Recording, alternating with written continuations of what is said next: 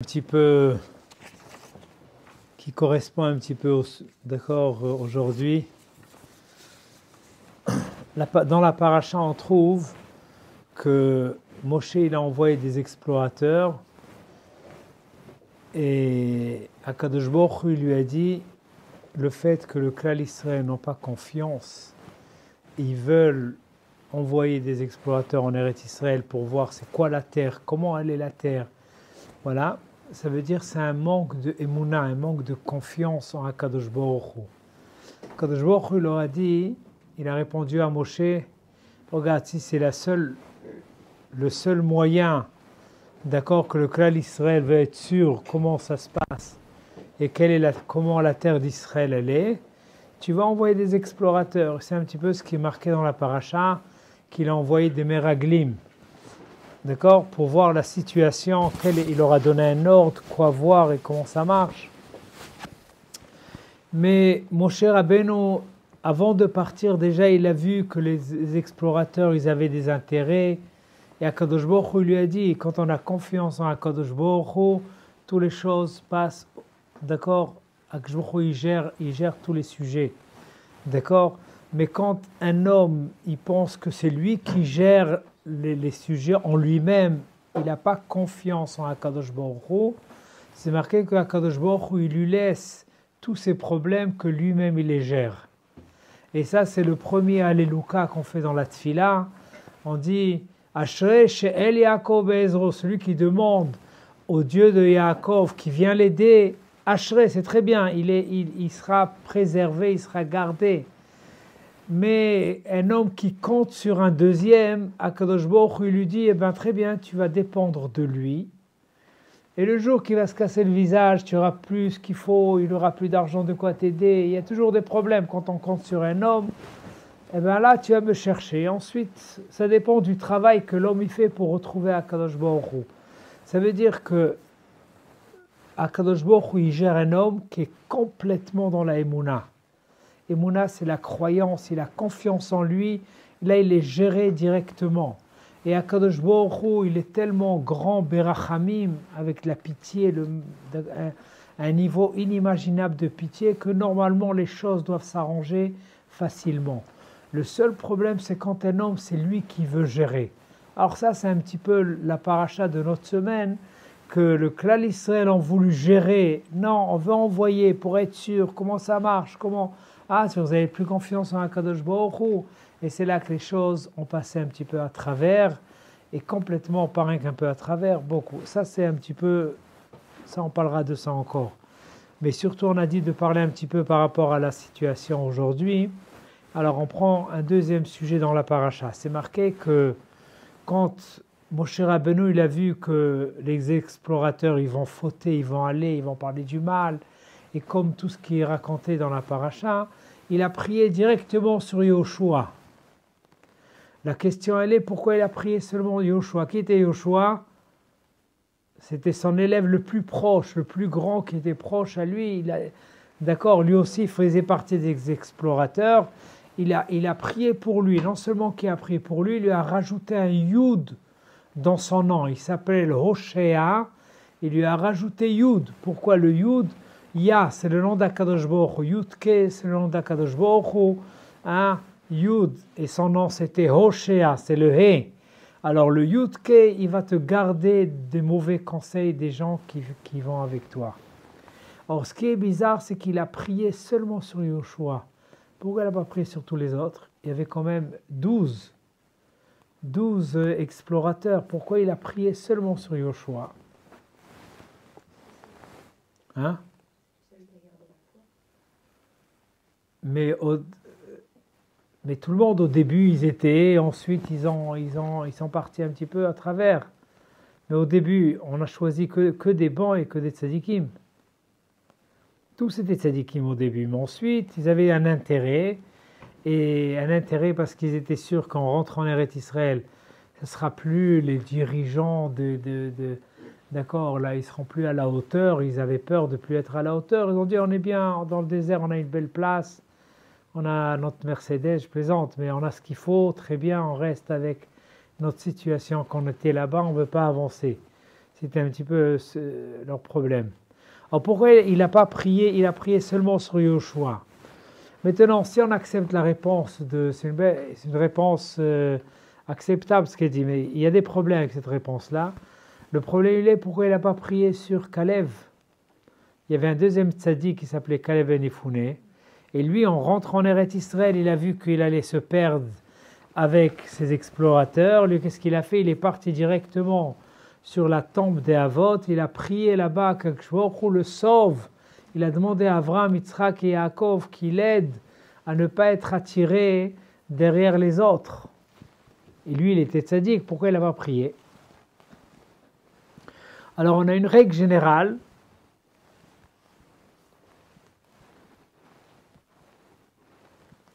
Quelqu'un qui veut du mal, ça ne sert à rien de prier.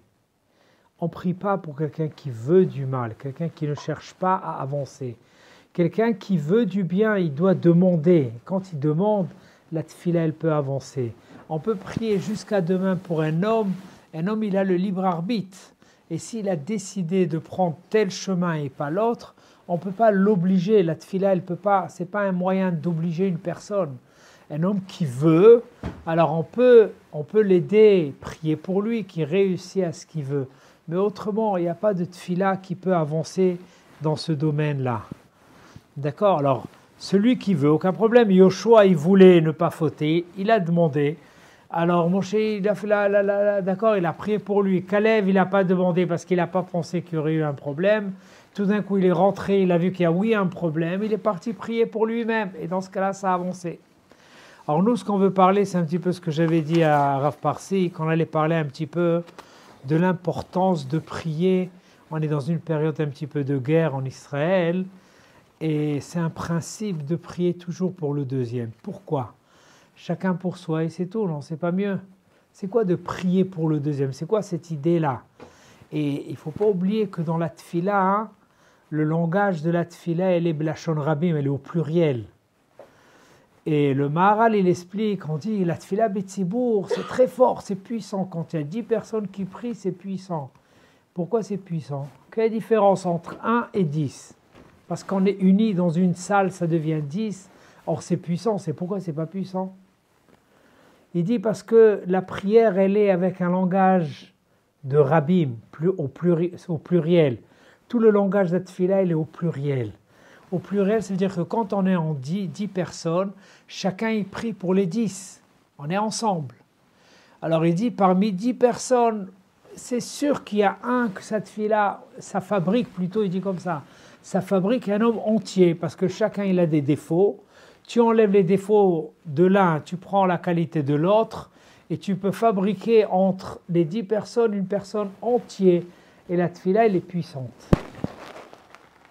Alors, c'est vrai qu'il y a des générations que les 10 personnes ne suffit pas.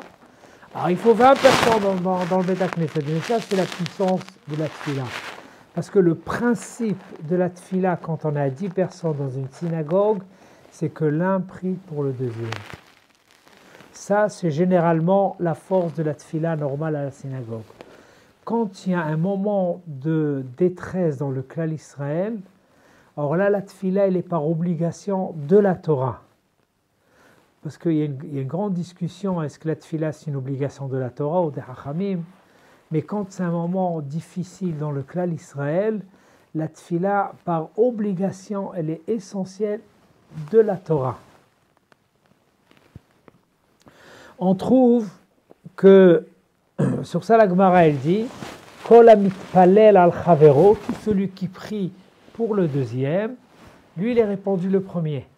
Sa tefila, elle sera acceptée le premier. Si tu cherches à faire du bien avec le deuxième, ta tefila, elle fonce, elle peut avancer. Parce qu'on sait bien que les tefilotes, pour qu'ils arrivent en haut, et si un homme il a fauté, si un homme il a des histoires, il y a beaucoup des malachim qui ont été créés, des avérotes de l'homme qui bloquent un petit peu. Il y a des blocages sur la route. Un homme, des fois, il peut prier, la tefila ne marche pas, elle n'avance pas. Alors le moyen, le meilleur, c'est de prier sur le deuxième. Quand on prie sur le deuxième, lui, il est garanti d'être reçu, d'être épargné le premier.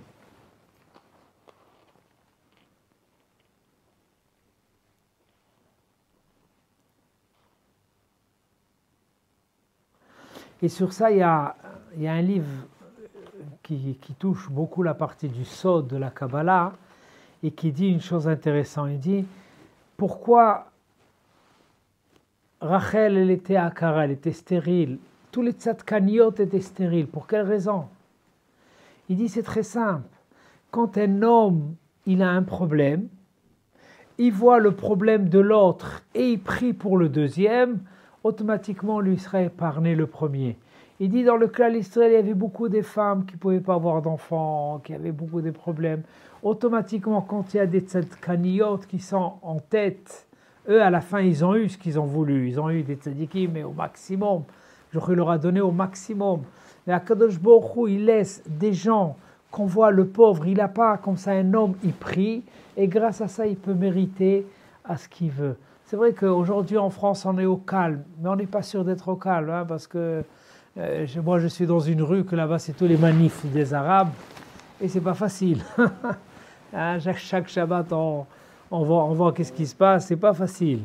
Alors on vit dans un domaine qui n'est pas facile, mais le clan d'Israël toujours avait des situations pareilles, et de ces situations les gens grandissent. Akadosh Baruch Hu, il nous envoie des adresses un petit peu pour prier. Quand on prie, c'est nous qu'on arrive à la puissance de sortir du problème. Le Zohar, il amène que Noach, quand il est sorti de la Teva, il trouve qu'il n'y a plus personne sur terre, tout a été détruit. Il était dans Noach, il était dans la Teva, dans l'arche de Noé. Voilà, alors en descendant, quand il sort, il voit que tout a été détruit, il dit, mais Akadosh Baruch Hu, qu'est-ce qui se passe? Il a demandé, mais où? Il lui dit, maintenant tu demandes. Si tu aurais demandé avant, il n'y aurait pas eu ça. Et pour ça, dans la Haftara qu'on fait dans Parashat Noach, l'Haftara dit que tout l'eau du Maboul, le déluge, c'est Noach qui est responsable. Comme ça, pourquoi il est responsable? Qu'est-ce qui se passe? Parce que s'il aurait prié, les choses seraient passées autrement. Ça veut dire que c'est une règle générale. De prier, ça fait du bien à l'autre, mais on verra plus que ça encore, qu'Akadosh Baruch Hu, il envoie un homme qui est problématique, que tu vois cette personne-là, pour que tu auras pitié, tu pries pour lui. Et quand tu as prié pour lui, c'est que du chesed, c'est une prière puissante de chesed. Akadosh Baruch Hu, c'est pas pour lui, il ne te l'a pas envoyé parce que lui, il a besoin de la prière. Parce que toi, tu as besoin de cette fille-là. Et grâce à la prière que tu pries sur le deuxième, c'est toi qui vas sortir de ta détresse et de tous tes problèmes. Parce qu'un homme, il y a des xérotes, c'est marqué qu'un homme, il peut fauter. Avoir une xéra, c'est un mauvais décret pour une période de 70 ans.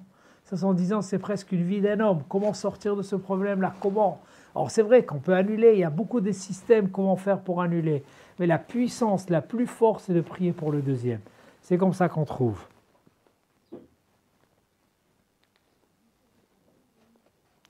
Or, sur ça, le Tzidkat HaTzadik,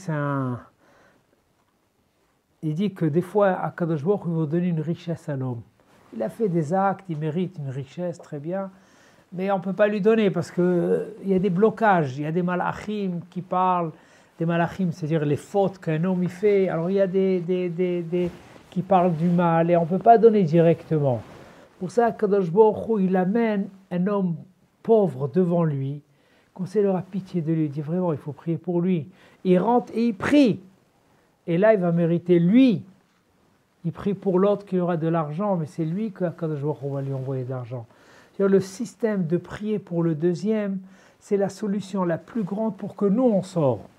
Mais le problème, il est qu'il ne faut pas faire pour nous, il faut être propre pour le deuxième. Parce que toute la force de prier pour le deuxième, parce que c'est une tfila qui est sans intérêt. Je ne cherche rien du tout. C'est par lui, il y a un problème. Moi, quand j'ai un problème, or j'ai la douleur, j'ai le problème, ça, je suis embêté, et voilà, alors je prie. J'ai toutes sortes d'obligations qui m'amènent à prier. Mais ce n'est pas une prière qui est intacte, qui est propre, qui est nette pour mitzvah. c'est je fais une mitzvah de prier parce que je suis embêté, j'ai des... D'accord, c'est pas... Alors Akadosh Baruch Hu, il amène à l'homme une situation comme ça, il va prier, et grâce à ça, lui va sortir. La preuve, Avraham Avinu, il n'a pas eu d'enfant. Vous savez, il n'a pas eu d'enfant.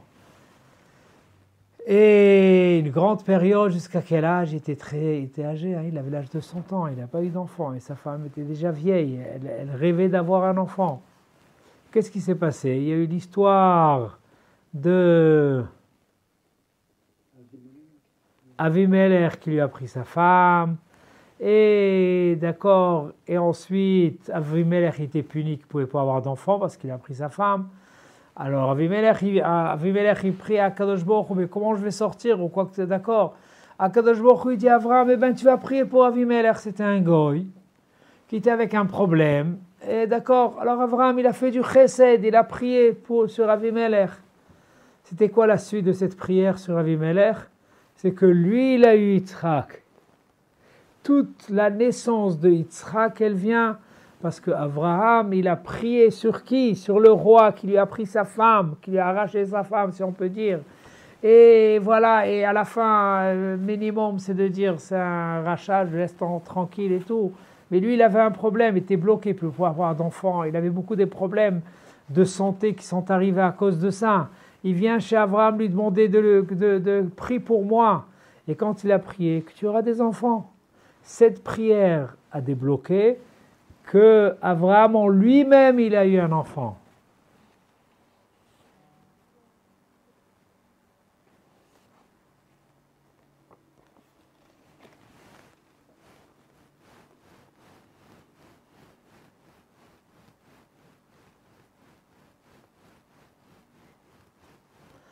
C'est marqué encore, chez Avraham Avinu, on a trouvé, qu'il a prié sur Sedom Va'amora. Il a fait une tfila tellement longue.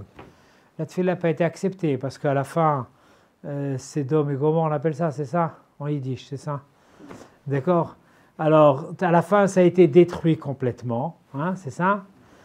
Et cette tfila, elle a marché, elle n'a rien amené.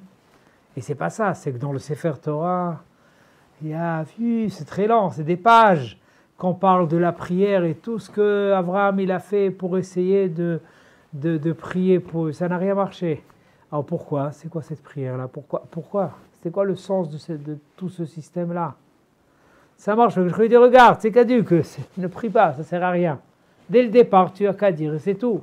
Alors peut-être, Avraham, il n'a pas fait ce qu'il fallait faire, c'est pas ce qui est marqué en tous les cas, c'est sûr. Il a fait le maximum. Ça n'a pas marché. Alors pourquoi? Les Farshim disent qu'Akadosh Baruch Hu, il a vu qu'Avraham il avait déjà le niveau de construire le clan Israël. Il a vu que le clan Israël aura des situations identiques à Sdom Va'amora, des problèmes très grands.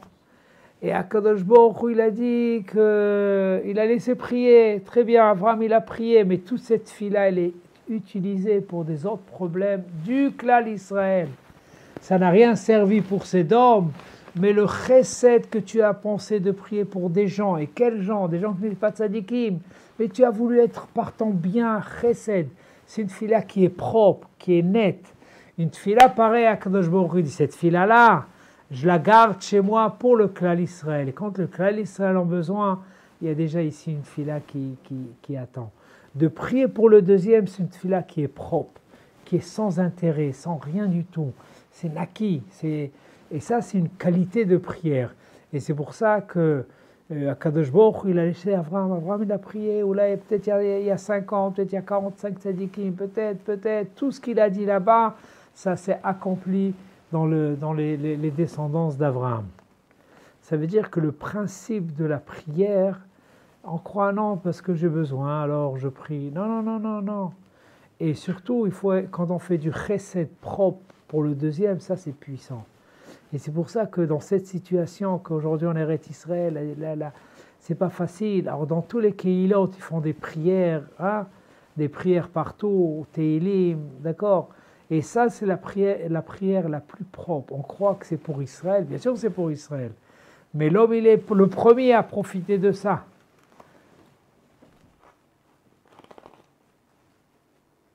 Comme ça, Rabbeinu Bechaye. Rabbeinu Bechaye, il dit que celui qui prie pour le deuxième, il dit le fait que Mida Keleged Mida, tu penses du bien du deuxième, alors Kadosh Baruch Hu te dit, si toi tu veux faire du chesed, c'est toi le premier, tu mérites le chesed, et c'est comme ça que l'homme lui-même, il mérite à ce chesed-là.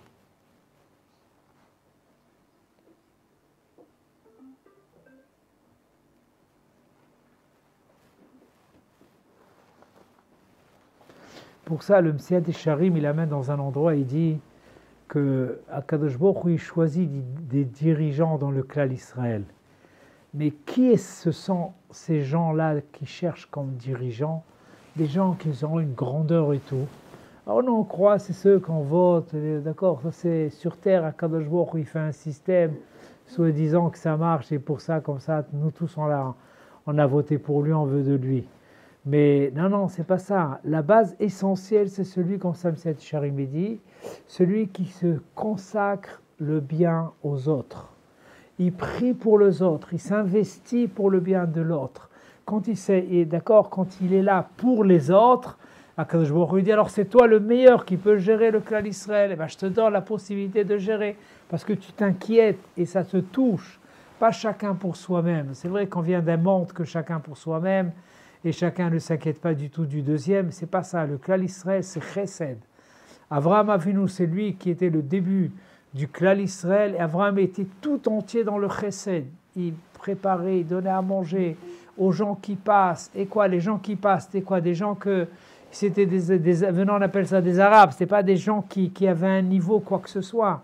Et le fait qu'il s'est investi de prier aux autres, c'est là que le début du clan Israël, c'est comme ça qu'il a commencé. Et Akadosh Baruch Hu, il a créé le monde pour ceux qui vont servir Akadosh Baruch Hu. Il les a bien créés pour un but, pour être un bon juif. C'est pour ça que il a créé. Et pour ça, le jour du matin de Torah, c'était marqué. Wow. Le jour que le clan Israël a reçu la Torah, c'est marqué que là, le monde, il a le droit d'exister. C'est quoi? La Gemara elle amène, ça veut dire quoi le droit d'exister? La Gemara dit que Kadosh Baruch il a fait une condition avec le monde.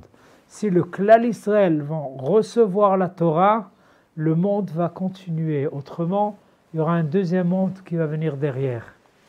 On sait bien qu'un jour où il crée des mondes, il met des autres mondes à la place. D'accord, toute l'atmosphère, elle est à lui. Au-delà de l'atmosphère, d'accord, il gère. Tout est géré, c'est d'une autre façon. Alors, ce monde-là, il a le droit d'exister seulement grâce à la Torah. Pour ça, il y a un « hé » en plus dans la Torah pour mentionner ça. D'accord? Alors, il y a une autre paracha encore dans la Torah, et celle-là, elle est un petit peu grave. C'est marqué que si un homme, il a tué le deuxième, qu'est-ce qu'il doit faire? Il doit se sauver dans la ville de refuge. C'est-à-dire dans le clan Israël, en Eretz Israël, il y aura plusieurs villes, qu'on les appelle villes de refuge, et partout ça doit être marqué l'adresse vers la ville de refuge. Et comme ça, si quelqu'un y tue, s'il reste là-bas, on n'a pas le droit de le tuer. S'il sort, la famille, ils ont le droit de venger le sang de leur frère et le tuer. Ça, c'est comme ça, c'est une paracha dans la Torah. Mais c'est marqué que quand les rotzrim, on appelle ça les tueurs, ils se trouvent à l'intérieur, qui c'est qui leur amenait à manger? Qui c'est qui leur donnait? Qui c'est qui s'occupait de la cuisine là-bas? Il n'y avait pas de cuisine. Qui c'est qui s'occupait de toute la cuisine? C'était la mère du Kohen Gadol. C'est elle qui s'occupait chaque jour à leur amener à manger. La Gemara demande pourquoi, pour quel système, qu'est-ce qui se passe? Pourquoi la mère du Kohen? Mais c'est pas lié. La Gemara dit non, parce que la mère, elle sait que celui qui a tué, s'il sera en détresse à l'intérieur de cette ville-là, il va prier à Kadosh Baruch Hu. Le Kohen Gadol, il est vivant. Le jour qu'il va mourir, je vais sortir en liberté. C'était comme ça que c'est marqué dans la Torah. Dans la Torah, c'est marqué le jour que le Kohen Gadol il meurt, tous les gens qui ont tué sortent en liberté et c'est fini. Ils n'ont plus de dossier et propre. Ils ont eu un pardon, si on peut dire, et ils peuvent retourner chez eux. C'est fini, comme si oublier, effacer tout le passé. Alors qu'est-ce qui se passe? Celui qui était à l'intérieur de cette ville-là, il a un intérêt de prier que le Kohen Gadol y meure. Comme ça, lui, il va sortir de cet endroit-là. Parce que le fait que lui, il a tué, il est emprisonné, si on peut dire ça, c'est un choix. Mais c'est lui qui rentre là-bas. Avec ça, il est épargné des tueurs, que personne n'a le droit de le tuer. D'accord? Avec ça, il a sa capara, il a son pardon, si on peut dire, il peut acquérir son pardon. Mais le jour que le Kohen Gadol il meurt, c'est fini. Ils peuvent tout le monde sortir et aller chez eux à la maison. Alors n'importe qui a tué, quel intérêt, la première des choses, de prier à Kadosh Baruch Hu, le Kohen Gadol il est âgé, allez, il peut s'en aller, il y a un autre qui est très bien derrière. Hein? Et avec ça, qu'est-ce qu'il va garder? Il va avoir sa liberté. Or, le fait qu'ils ont un intérêt que le Kohen Gadol il meure, alors pour ça, la mère du Kohen Gadol, elle sait que son fils il est en danger. Et qu'est-ce qu'elle fait? Elle leur amène à manger comme ça, très bien, ils mangent, ils sont très bien suivis là-bas. Ils ne vont pas arriver à prier. Un homme, il prie quand il est vraiment dans une détresse, pas de quoi manger, en train de crever là-bas. Et là, vraiment, il rentre dans un problème. Mais là, quand il est bien là-bas, voilà, il est calme, il ne va pas prier.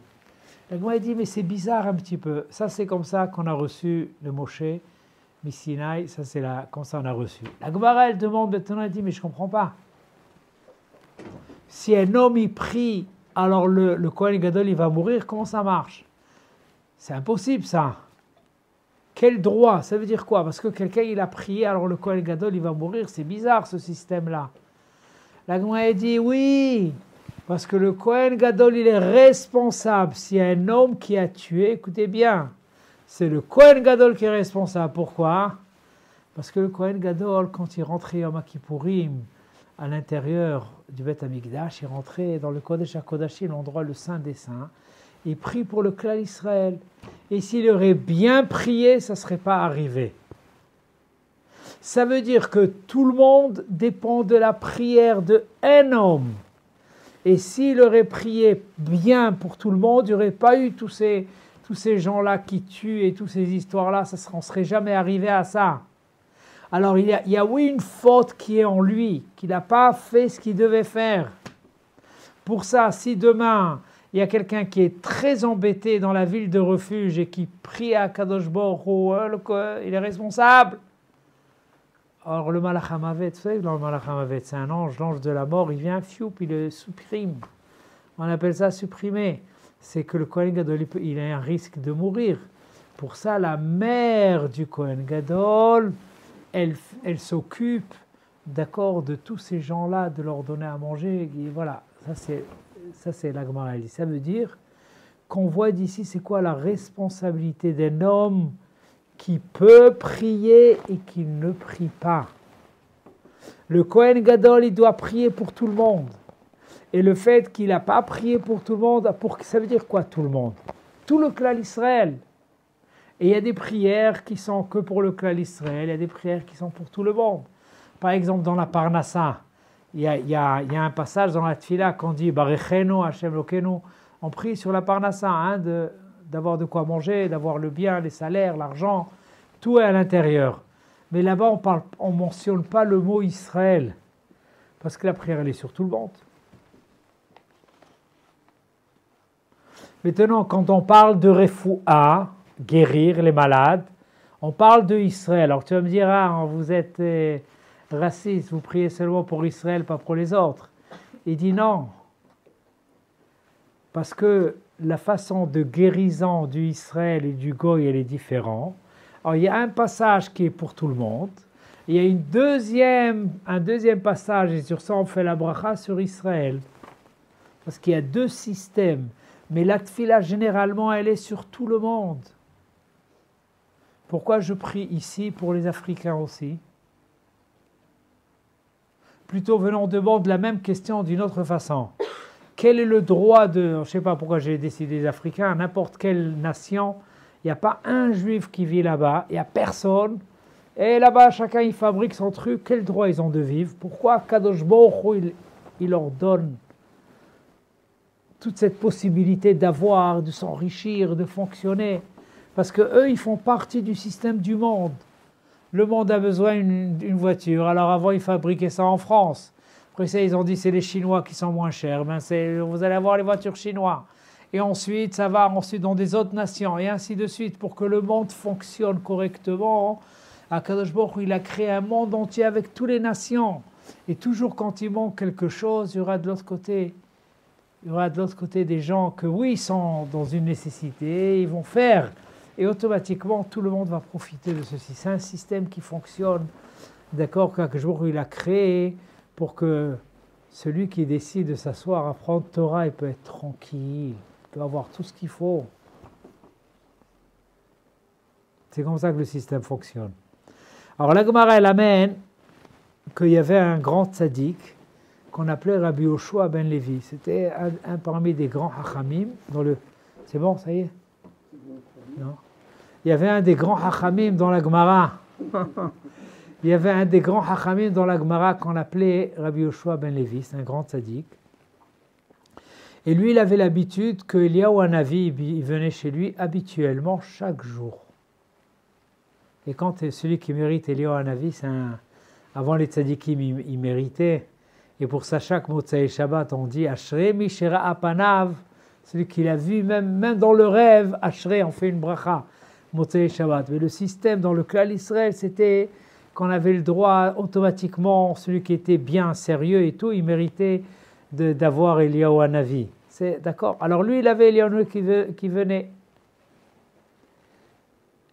La Gemara a dit qu'une fois, 3 jours, il n'est pas venu chez lui. Il était inquiet, qu'est-ce qui se passe? C'est-à-dire que j'ai fauté? J'ai pas fauté, qu'est-ce qui s'est passé?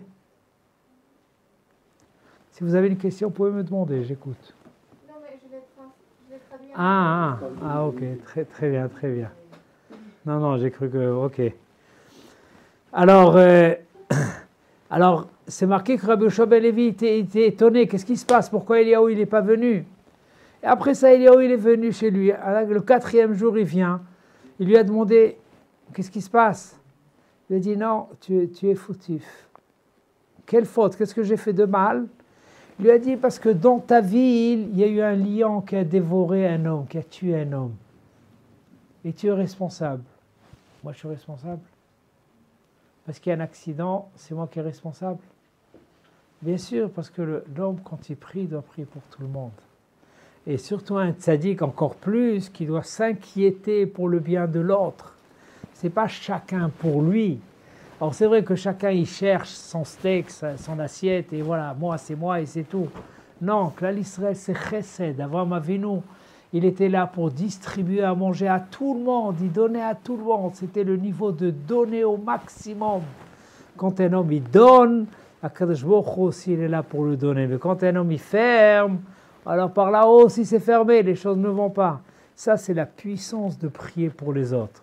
Aujourd'hui, le problème, il en est Israël qui a des problèmes. D'accord? Mais la situation, elle est partout, regardez bien. Et on sait bien qu'il y a eu la Shoah, nous, donc là, l'Israël, c'était une situation très dure. Il y avait les Hongrois, je ne sais pas si vous connaissez, hein, c'est un peuple que eux, il n'y avait rien qui s'est passé. Chez eux, c'était calme. Ça fait partie des pays, ils étaient proches de l'Autriche. C'est facile, de l'Autriche, on traverse. D'accord, c'est juste à côté. Tranquille, il n'y avait rien du tout. Ils ont attaqué tous les autres.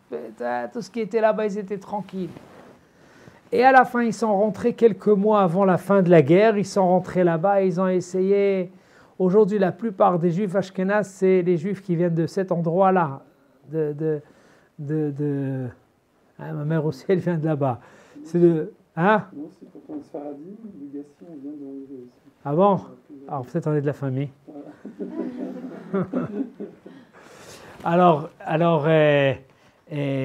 Voilà. Mais quelques mois avant la fin, il y avait un grand tzaddik qui leur a dit, regardez, vous savez quoi? On est responsable. Il dit pourquoi? Parce qu'il y a eu des juifs qui se sont sauvés des pays qui étaient autour. Et les gens, ils ont dit un calcul, attends, si on les aide, Hitler veut les tuer, sinon on les aide. Hitler, demain, il sera là. Il va venir dire, d'accord, alors ils n'ont pas fait le chesed. Et c'est pour ça qu'il y a une partie, c'est une petite partie qui a été prise aux chambres à gaz, mais tous les autres, ils sont restés intacts, il n'y a rien qui a été touché.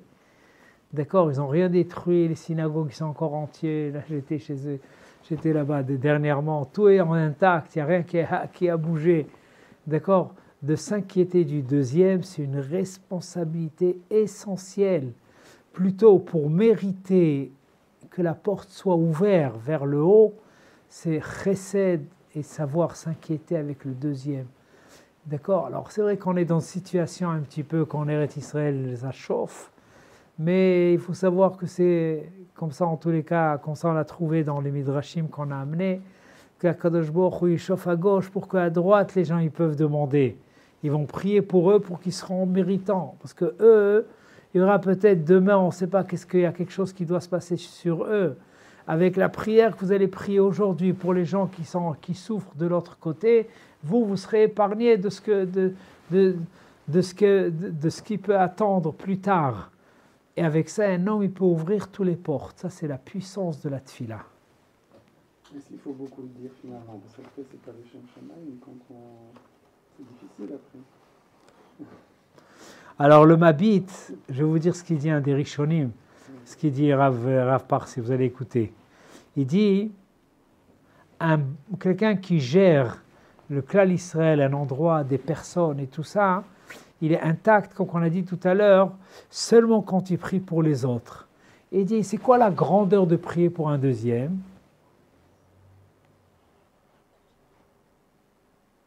Il dit, parce que généralement, quand un homme il est dans une détresse, il prie pourquoi? Pour sa détresse. Or, ce n'est pas une prière qui est intacte. L'ishma, c'est quoi? La mitzvah pour la mitzvah. C'est la mitzvah parce que j'ai un intérêt. Quand je fais quelque chose pour un intérêt, alors c'est mélangé ici avec d'accord, il y a trop de sel, il y a trop de choses qui bloquent que la tefila ne peut pas avancer. Parce que c'est un intérêt personnel. La tefila, c'est quoi? C'est une mitzvah pour mitzvah. Si tu fais mitzvah parce que tu es en problème, alors d'accord, c'est très bien. Kadosh Baruch Hu, il peut t'aider, d'accord, ça peut marcher. Mais ce n'est pas une puissance. La puissance, elle n'est pas là. Mais quand on s'inquiète pour le deuxième, alors on est complètement pour le bien. On fait une tefila pour la tefila, que pour du chesed. Alors Kadosh Baruch Hu, là, il ouvre toutes les portes.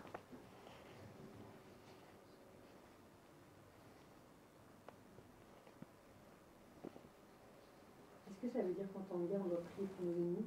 Hein? En temps de guerre, ça veut dire qu'on doit prier pour nos ennemis? Non, voilà. Une seconde. Quand il y a des ennemis, on ne peut pas prier pour leur bien à eux. Parce qu'ils sont là pour faire du mal.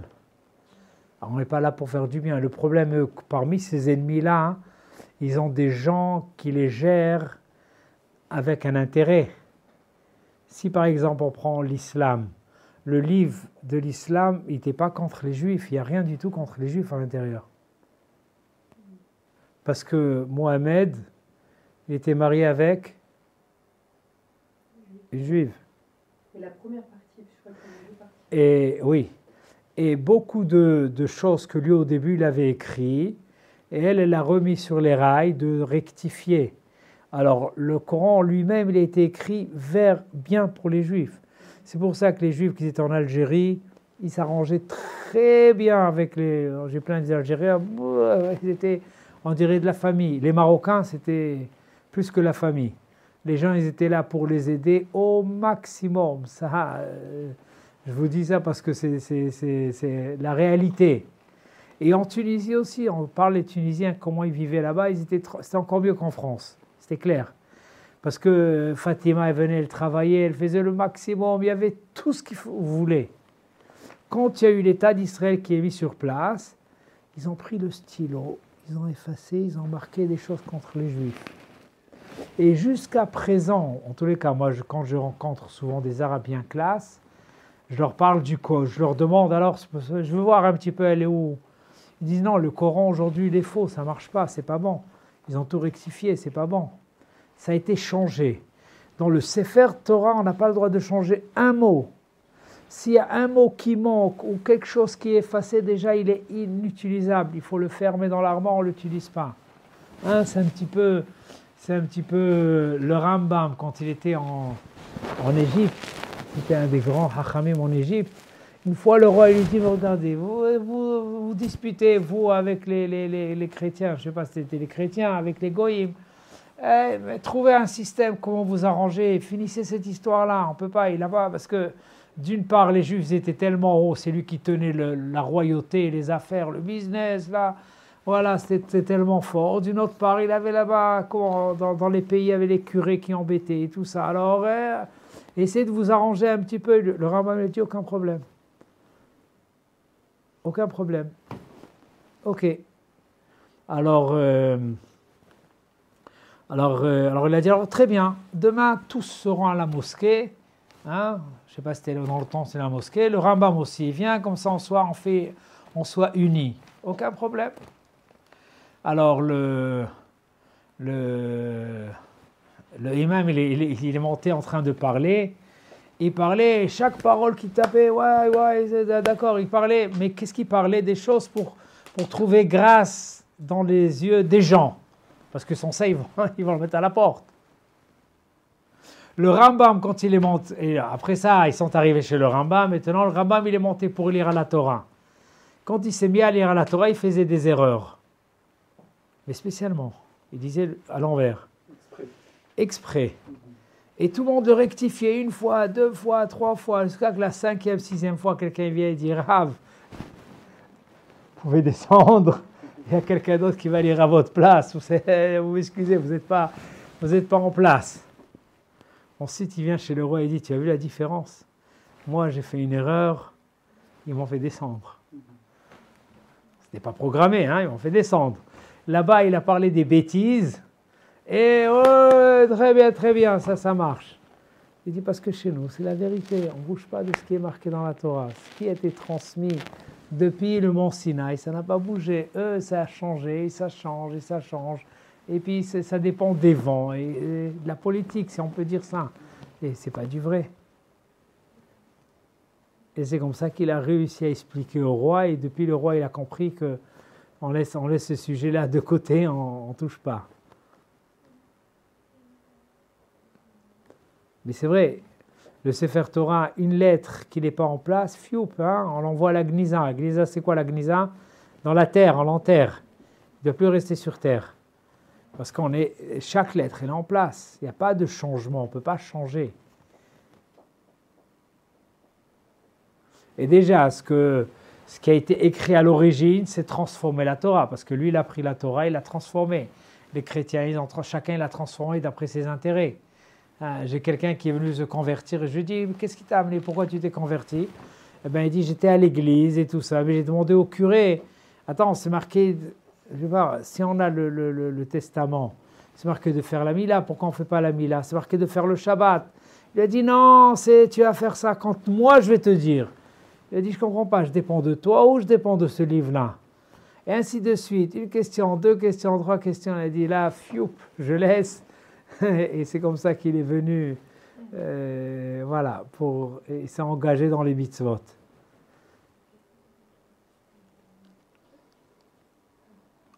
Ça, c'est une base essentielle. Le Sefer Torah ne bouge pas, on n'a pas le droit de bouger quoi que ce soit, il y a des choses qui ne vont pas, qui ne s'arrangent pas, qu'on est embêté, que le clan Israël est dérangé. Tout reste en place et il faut faire face avec tout ça. On prie à Kadosh Baruch Hu, les choses s'arrangent. Mais pas pour ça arriver et changer quelque chose. Ça, c'est la différence.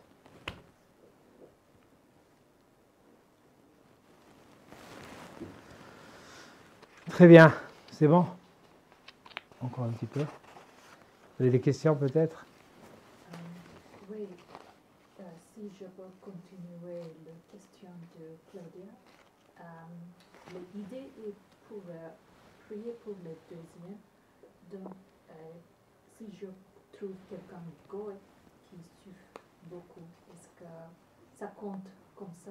Je peux prier. Voilà. Alors, le problème, il est de prier pour quelqu'un qui veut rester dans le mauvais chemin. Je suis clair. Hein? Ça marche pas parce que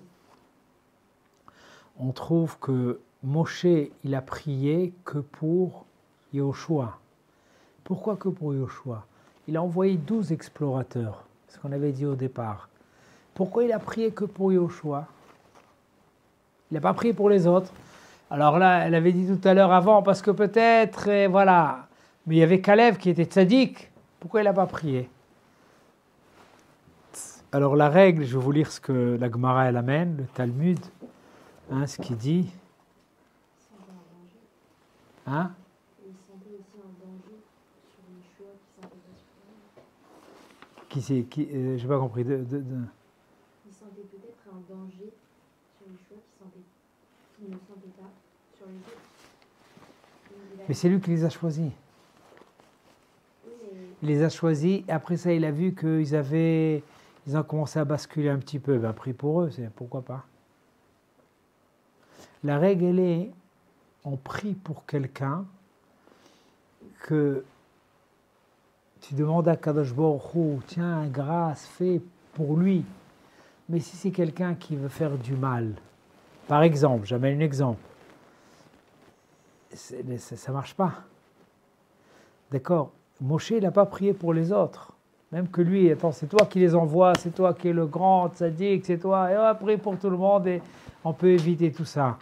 Quelqu'un qui prend un choix qui est tordu, tu ne peux pas l'aider dans son domaine. Et la tefila, elle ne sert à rien, parce qu'Akadosh Baruch Hu, il ne va pas l'aider. Quand quelqu'un il est plus ou moins dans le chemin, ça marche.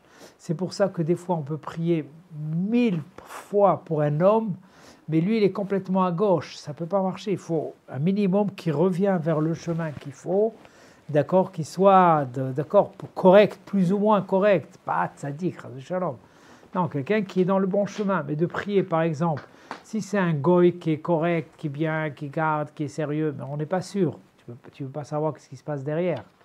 Pour ça, c'est la meilleure des choses qui est plus claire dans la prière, se prier, par exemple, jamais l'exemple de Klal Israël. Le Klal Israël, c'est la généralité du peuple d'Israël. Il y a à l'intérieur des tzadikim, des gens qui apprennent Torah, qui sont sérieux, qui sont... Voilà. Et quand on prie pour des gens qui ont des valeurs, mais ça, on peut prier aussi pour un goy, parce qu'Avraham Avinu a prié pour qui? Pour Avimelech. Avimelech, c'était un goy, c'était un ben noir. Il a prié pour lui. On voit que oui, ça marche, mais il faut être sûr que l'autre, il est correct. Ou bien, il vient demander, alors là, on peut prier pour lui, parce que ça marche, on peut prier aussi pour n'importe qui. Hein, comme des fois, il y a des goyim qui viennent, qui demandent une bracha, moi je leur fais des brachot, aucun problème. Ils veulent une bracha, je prie pour eux. Voilà. Mais je ne sais pas si ça marche. Et la prière des gouvernants. Hein? Il y a une prière pour les gouvernants. Ça, c'est oui, c'est obligatoire. Parce qu'un gouvernant, chez les Ashkénazes, ils ont une tfila d'office pour les gouvernants. Dans tous les Bate Knesiyot, c'est vrai qu'ils ont souffert beaucoup des gouvernants, et ils ont une prière spéciale pour les gouvernants. Les Sfarad, ce qui est intéressant, ils n'ont pas. Alors, il faut comprendre pourquoi ils n'ont pas utilisé. Parce que eux, les Sfarad, ils s'arrangeaient plus ou moins. Il n'y avait pas beaucoup de problèmes chez eux, chez les Arabes, comme dans les pays Ashkénazes.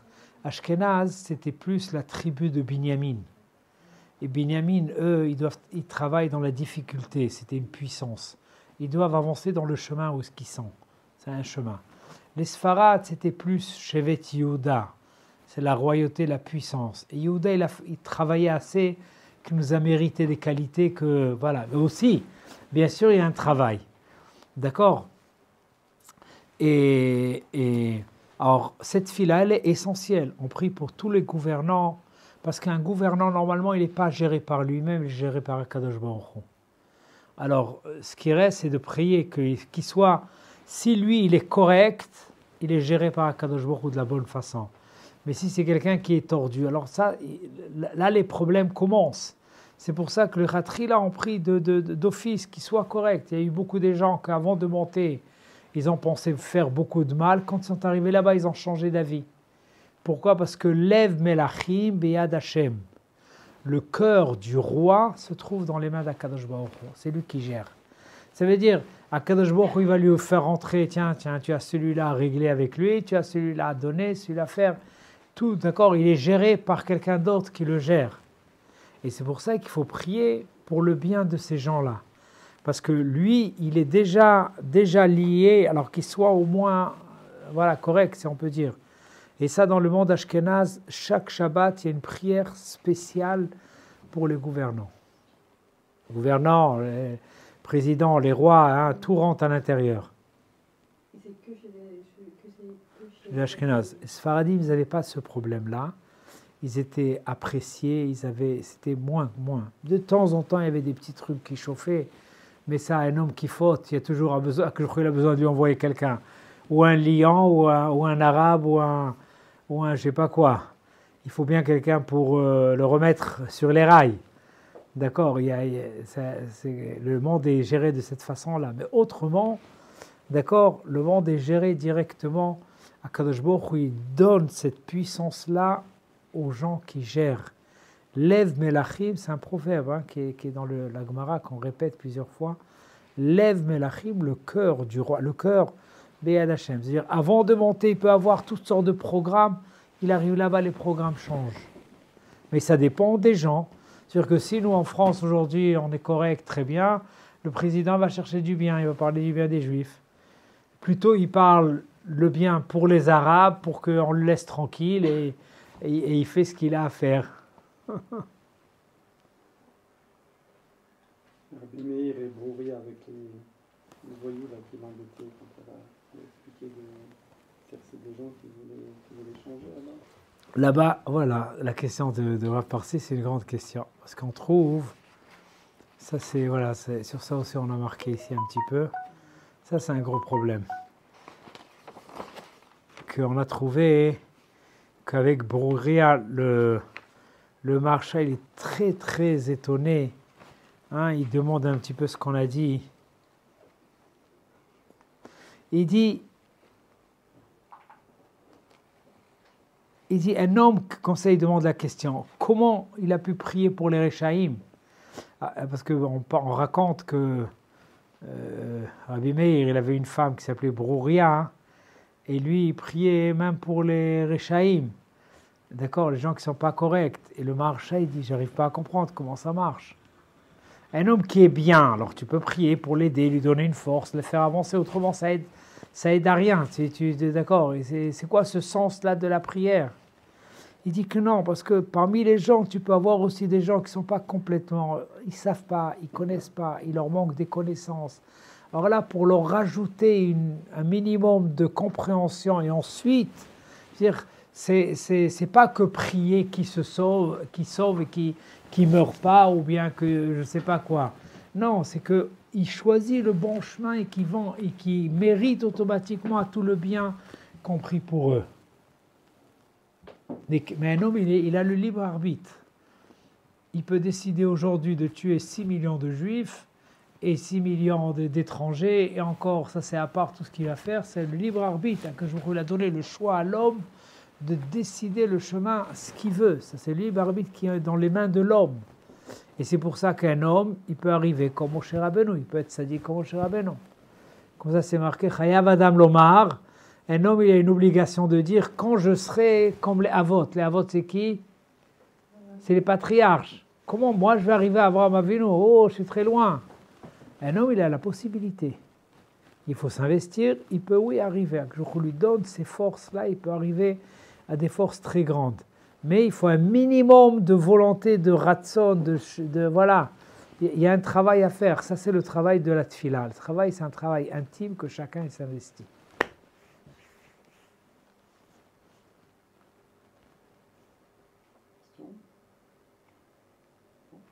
Donc, en final, comment trouver la l'union entre nous? Comment trouver? L'unité. Ah, l'unité. Ben, chacun y prie pour le deuxième. Pour ça, la prière, elle est dans un langage de pluriel. Tout c'est au pluriel, pour tout le monde. Il faut penser pour les gens qui sont là-bas, les gens qui sont ici. Voilà, pour tout le monde. Et là, la tfila, elle a une puissance. C'est une tfila qui est propre. C'est pas par intérêt et pas parce que je veux quelque chose, pour ça je prie.